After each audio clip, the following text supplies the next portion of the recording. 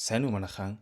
Өнөөдөр бүгдээрээ 2015 онд гараад нэлээд шуугилж байсан зөвхөн Америк төдийгүй дэлхийд алдартай хипхоп хамтлаг NWA-ийн түүхээр бүтээсэн Straight Outta Compton киноны төвчлийг сонсцгоно. За одоо бүгдээрээ кино төвчлөлдөө шууд орцгоё. 1986 он Америк нэгдсэн улс Калифорни мужи Лос Анжелесын Комптон дүүрэг. Киноны маань гол дүр Эрик буюу Easy маань эртээ зарсан хар тамхиныхаа мөнгийг авахаар нэг аль дэртэл нөгөө нөхдүүд нь бидэнд мөнгө байхгүй. Эндээс зайл энтергээд асуудал үүсгээд эхэлнэ. Манай хүн ч тийм амар боож өгсөнгөө. Мөнгийг маань өгөхгүй бол танаа ээж чинь алан шүү. Би хаягийг нь сайн мэднэ. Гээд гүжүүлээд байж ах үеэр булангийн цаанаас маш том хуйг төлгөсөн. Хэдэн 10 хар тамхитай тэмцэх хилцийн цагдаа нар энэ хэдийг барихаар ирж байд юм да.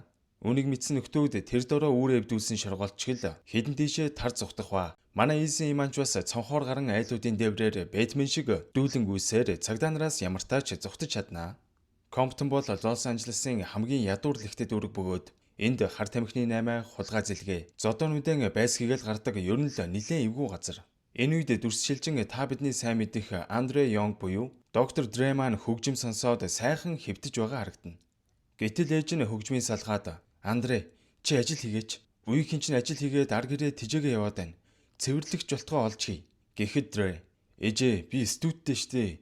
Би мөнгө олж л байгаа штт. Гэхэд ээж нь уурлан өдрийн 50 ногоон олж байж их баян цатгалан болцсон юм биз дээ. Чи надтай ингэж харцахгүй шүү. Эндээс зайл гэд хүүгээ хөөж орхиноо.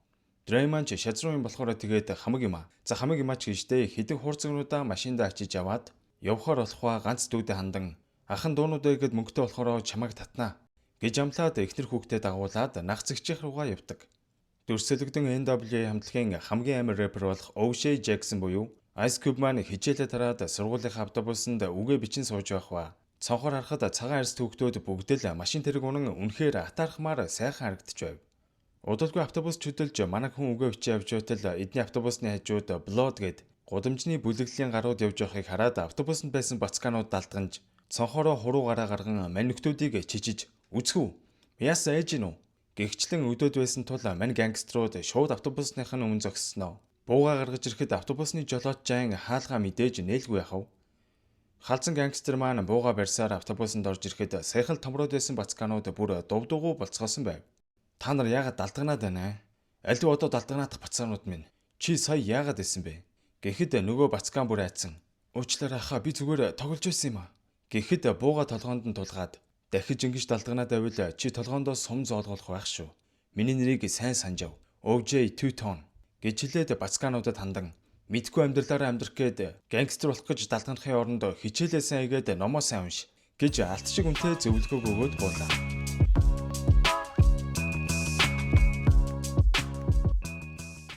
Доктор Дрэтэй уулзахаар хамаатыд очиход доктор Дре маань жижиг өрөөнд пенснууд өстэй үрг шиг болж жинхэнэ бужигнуулж байт юм да. Манайхэд өөр зөөрийн зүйлс ярилцчаад Ice Cube биднийхээс гараад гэрлэг орох гэж явж байтал тэнд нэг зодон болсон юм шиг байгаа. Тэгснээ мөрөөр явж исэн манай хүнийг барьж явснаа хамаг юмыг шалгаад эхэлтийн.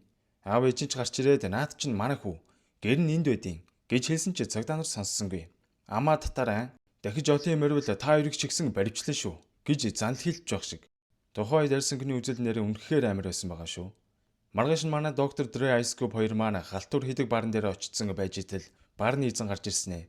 Та хоёр нөгөө гудамж мудамжаа дуулахгүй шүү. Хайр дурлал дуулаарай. гэж загнаад буусан чи манай хоёр тоосонгүй. Шууд л хүнд рэп дуунуудаа өглөөд эхэлдэг. Барны эзэн дахиад манай хоёрыг шүмжилж хүн үг хэлээд байхад ойлгодгүй малнууд уу. Дахиж ингүүл та хоёрт цалингч нь өгөхгүй шүү гэж загнаал гаргалаа. Энэ үед доктор Dre Easy-тэй тааран хөгшөн чи хөгжим жоохон мөнгө хаял да. Манд чинь гой айнуу зөндөө байгаа. Гайгүй амтлаг босгоод ирвэл мөнгө сайн олно штэ. гэж хэлэхгүй Easy манай дундаа ганц гайгүй мөнгөтэй юм шиг байна. Dre маань ажиллаа дуусгачаад барнаас гараа явж итэл хоёр залуу зодолж яхаар намхандаа салгаж байтал цагдаа нар хурж ирснэ. Муу золбонгууд юу гэж зодолтоод байгаа. Гэжээснэ Drake чи үхснээ хараад байгаа. Гэснээ баривчлаад саатуулах байранд хийчт юм да. Мөнгөтэйгөөрөө Easy маань мань хүнийг батлан даалтаар гаргаж авах ба манай хоёр өчигдрийн яриагаа үргэлжлүүлж Easy өгшөн чи хэр удаан гудамжинд хар тамхи зарах юм бэ? Наад чинь сайнаар төгсгөл бах. Оронд нь хоёулаа хамтраад гайгүй хамтлаг гаргаад ирвэл мөнгө сайн олно штэ. гэж Drake хэлэхэд Easy ч түүний ятгалганд орж хамтлаг байгуулахаар эрс шийддэг.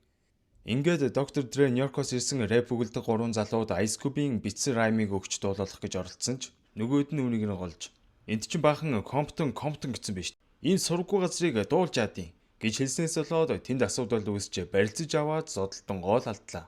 За ингээд Нью-Йоркоос урьд залж авчирсан уран бүтээлчт нь байхгүй болсон тул доктор Дре Easy өгшөн чи өөрөө энэ дуугаа дуулчаач. Угаасаа энэ дундаар гардаг машиныг чи л ундаа штэ. Алив оролдоо үзэх үү гэж ятгаа эхэлдэг. Easy иманч нэг шил виски ганцаараа устсан нилээн халдсан байсан болохоор за нэг оролдоо үзье. Гээл бичлэгийн өрөөлөө ороод дуулсан ч нэг л өнгөнд таардгүй. Нөгөөд нь шоолж инехэд Easy урлан та нар өгсөндөө шоолоод байгаа. Би ямар рэп өгөлдөгч биш. Уул нь би энд хөрөнгө оруулах гэж ирснээ өөрөө өглөөд байж ахч гэжтэй. Ерөн таад гар. Би Дрэгийн хажуудалд дуулна. Гисээр угаад нөгөө хэдийгээ гаргаж байгаад дуулаа үзүүлтэл бүр яг болж шүү. Дрэч бүр гайхаж хөвшөө саяных ёстой дөг байла. Одоо үргэлжлүүлээ явчих. Гэхэд Easy нэлээд урам орж бараг нэг амсгаагаар л дуугаа бичүүлчихв.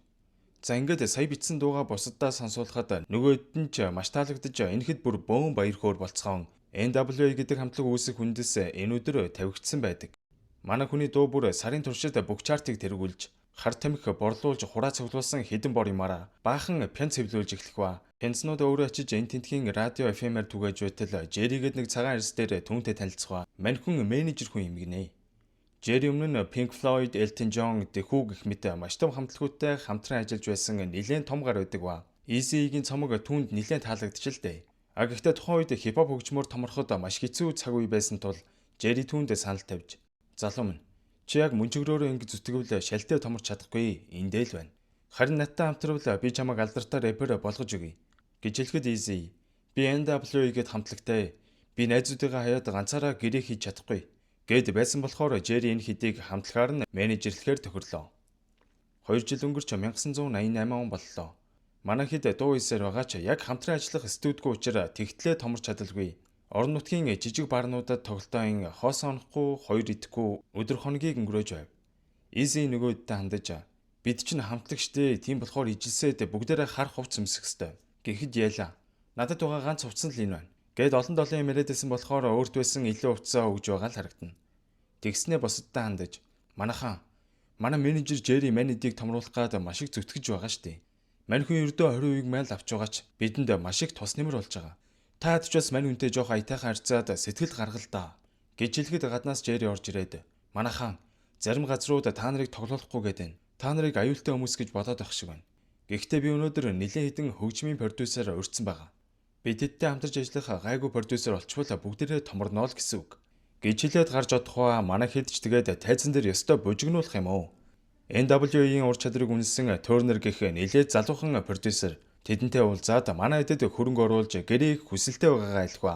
Хэдий эднийх тийм том студ биш ч гэсэн манай хэдийн ур чадрыг үнэлж буй ганц студ байсан учраас NWA-ийн манч түүнд итгэж хамтран ажиллах гэрээ байгуулад дуунуудаа өстой араас нь бичиж эхэлдэг. Дрейман нэлээд завгүй студ дээр байж байтал эхнэр нь хүүхдэд дагуулж ирснэ. Би хүүхдтэйгээ хичээн чинь хэцүү хахад чи энд хүүхэн шуухан эргүүлээд байгаа мó гэж хэлэхэд Дрей уучраа тайлбарлан юу хүүхэн шуухан бэ? Бид хэд энд өдөр шөнөгүй дуугаа бичүүлээд завгүй штэ гэж тайлбарсан ч ойлгосонгүй. Манай үнээс салж байгаагаа хэлээд хүүхдээ аваад яваад өглөө.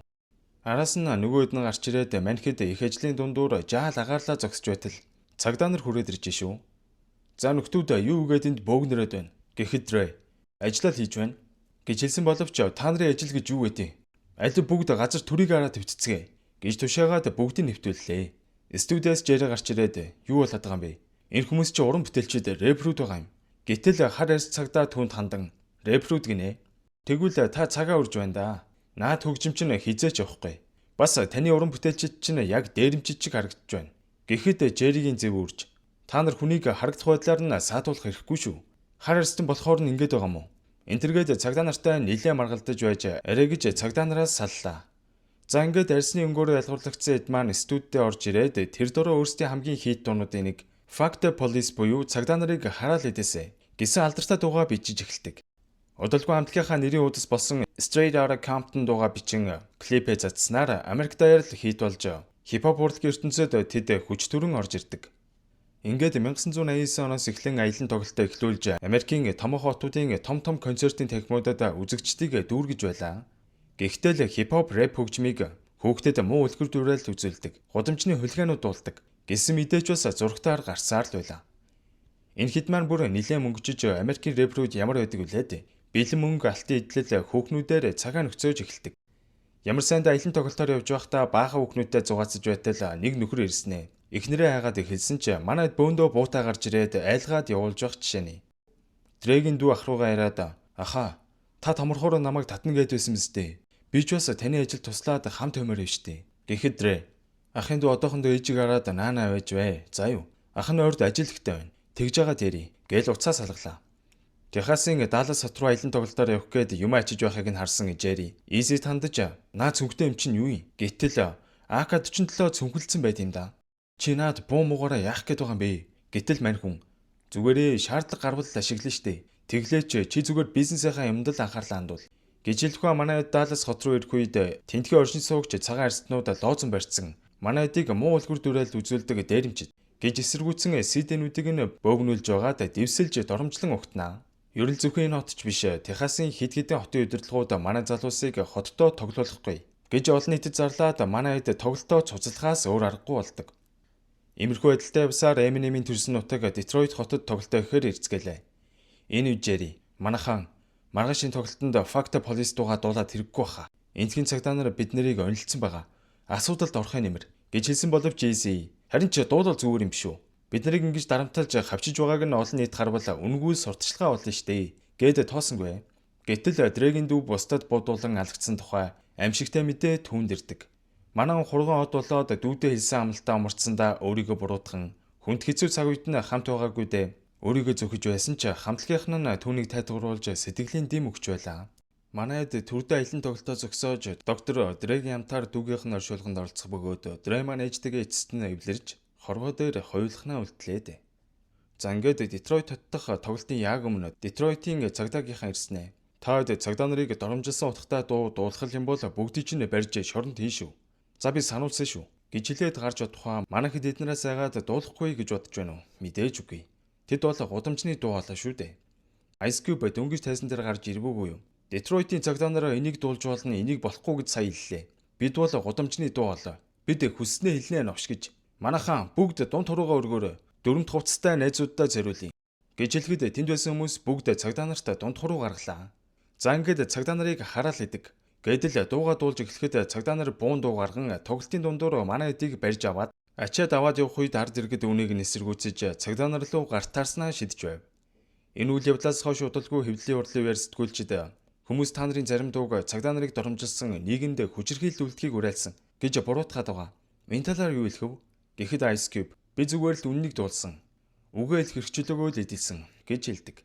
За ингээд NWA хамтлаг маань Америк даяар танигдж тэдний дуу болгон л хит болж асар их амжилттай байсан ч тэд өөр өөрсдийн гэрээ хамтлагаасаа хүртэж буй хувь зэрэгээсээ болж хоорондоо зөрчилдөж эхэлдэг.